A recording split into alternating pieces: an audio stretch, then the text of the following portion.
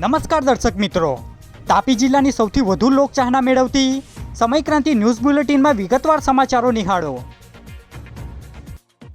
વ્યારા તાલુકાના ભોજપુર નજીક ગામે ધારાસભ્ય અને કોંગી નેતાએ મૃતક પરિવારની મુલાકાત લીધી।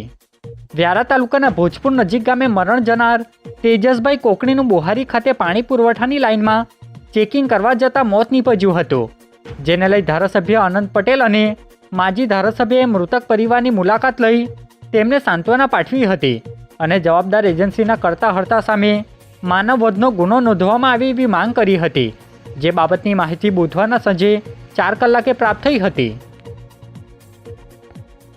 વ્યારા પોલીસ મથક ખાતે મહિલાને શારીરિક માનસિક ત્રાસ અપાતા વિદેશના 3 વિરુદ્ધ ફરિયાદ નોંધાઈ।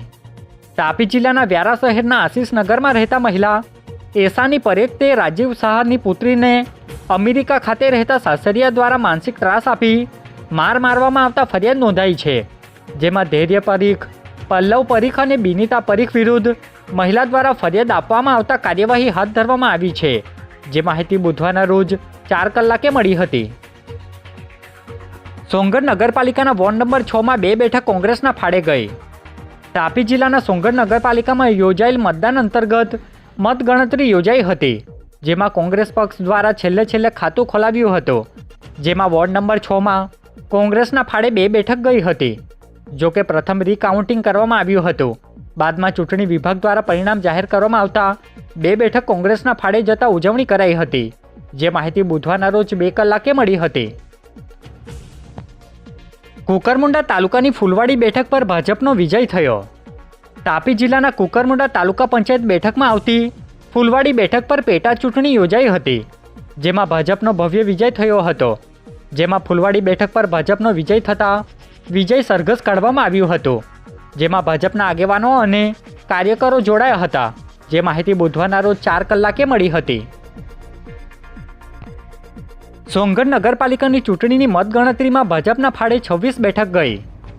તાપી જિલ્લાના સોંગઢ નગરપાલિકા અને તાલુકા પંચાયતની 2 બેઠક પર થયેલું મતદાનમાં પરિણામ જાહેર થયું છે, જેમાં પાલિકાની 26 બેઠક ભાજપના ફાળે અને તાલુકા પંચાયતની પેટા ચૂંટણીનું પરિણામ પણ ભાજપના ફાળે જતા જિલ્લા પ્રમુખ મયંક જોશી દ્વારા બુધવારના રોજ 1 કલાકે માહિતી અપાઈ હતી। સોનગઢ નગરપાલિકાની સામાન્ય ચૂંટણીમાં કુલ 28 સીટોમાંથી સૌપ્રથમ અમે 5 સીટો બિનહરીફ થયા હતા અને આજે જે 23 સીટોની જે ચૂંટણી હતી એનો મતદાનમાં આજે અમે 21 સીટો ખૂબ જ જંગી બહુમતીથી જીતી ગયા છીએ અને તાલુકાની 2 નિઝર અને કુકરમંડાની 2 તાલુકા પંચાયતની પેટા ચૂંટણીઓ પણ આજે ભારતીય જનતા પાર્ટીના ઉમેદવારો ખૂબ જંગી બહુમતીથી જીતી ગયા છે અને આ ચૂંટણી માટે અમારા પ્રભારી મંત્રી શ્રી મુકેશભાઈ પટેલ, અમારા પ્રભારી શ્રી માધુભાઈ કથિરિયાજી, ધારાસભ્ય શ્રી ડોક્ટર જયરામભાઈ ગામિત, સાંસદ શ્રી પ્રભુભાઈ વસાવા સૌના માર્ગદર્શન અને આગેવાની હેઠળ અમે આ સંપૂર્ણ ચૂંટણી લડ્યા હતા અને એ ચૂંટણીમાં ખૂબ જ એમના માર્ગદર્શન હેઠળ અમને આ જંગી બહુમતી મળી છે। કુકરમુંડા તાલુકાના ગંગાથા ગામે 65 વર્ષીય પુરુષની હત્યા કરવામાં આવતા પોલીસે તપાસ શરૂ કરી। કુકરમુંડા તાલુકાના ગંગાથા ગામે ખેતરમાંથી 65 વર્ષીય સુરભસિંહ વસાવા નામના પુરુષની લાશ મળી આવી હતી, જેમાં મરણ જનારને કોઈક બોથડ પદાર્થ કે દોરી વડે ટૂંપો આપી હત્યા કરી હોવાની બહાર આવતા પોલીસે હત્યાનું પગેરું શોધવાની કામગીરી હાથ ધરી છે, જે બાબતની માહિતી બુધવારના સાંજે 6 કલાકે પ્રાપ્ત થઈ હતી।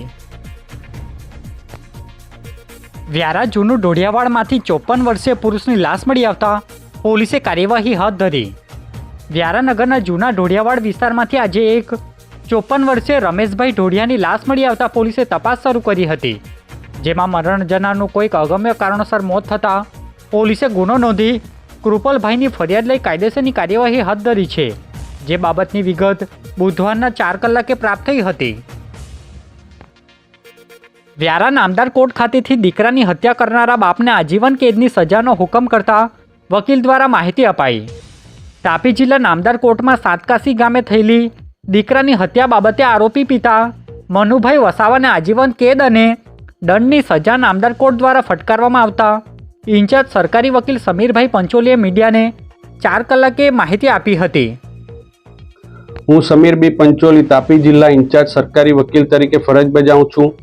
સોનગઢ પોલીસ સ્ટેશનમાં તારીખ 1/3/2023ના રોજ ગિમલીબેન મનુભાઈ વસાવા દ્વારા તેમના પતિ મનુભાઈ ફુલસિંહભાઈ વસાવા કે જેઓએ તેમના પુત્ર અમિતભાઈનું કુવાડા વડે ગળાના ભાગે તથા માથાના ભાગે ઈજા પહોંચાડી મોત નિપજાવેલ તે બાબતની ફરિયાદ આપવામાં આવેલ, જે બાબતે તપાસ કરનાર અમલદાર NS ચૌહાણ દ્વારા ગુનાની તપાસ કરી તેનું ચાર્જશીટ કરતા નામદાર કોર્ટમાં ટ્રાયલ શરૂ થયેલ, જે ટ્રાયલમાં આ બનાવમાં નજરે જોનાર શાહેદો કે જેઓના 164 મુજબના નિવેદનો લેવામાં આવેલ, જેઓ નામદાર કોર્ટમાં નજરે જોનાર શાહેદોએ ફરિયાદ પક્ષના કેસને સમર્થન આપતો પુરાવો આપેલ, તેમજ મેડિકલ પુરાવા PM નોટ તરીકે એને પણ નામદાર કોર્ટ દ્વારા માન્ય રાખવામાં આવેલ, તેમજ FSL કચેરીમાં જે કુવાડો આરોપી પાસેથી કબજે લેવામાં આવેલ તેમાં લોહીના દાગા હતા, તે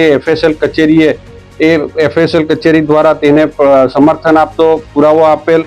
આમ નામદાર કોર્ટ દ્વારા ફરિયાદ પક્ષના પુરાવાને ધ્યાને લઈ આરોપી વિરુદ્ધ પૂરતો પુરાવો પડેલ હોય આરોપીને આજરોજ આજીવન કેદની સજા તેમજ 5,000 રૂપિયાના દંડ ભરવાની સજા ફરમાવેલ છે. આજે બુલેટિનમાં બસ આટલું જ અને સમય ક્રાંતિ ન્યૂઝ ચેનલને લાઇક, શેર, કોમેન્ટ્સ અને સબસ્ક્રાઇબ અવશ્ય કરી લેશો, જેથી કરી તમને તાપી જિલ્લાના સમાચારોની અપડેટ મળતી રહે અને મને રજા આપશો. આભાર. જય હિન્દ, જય ભારત.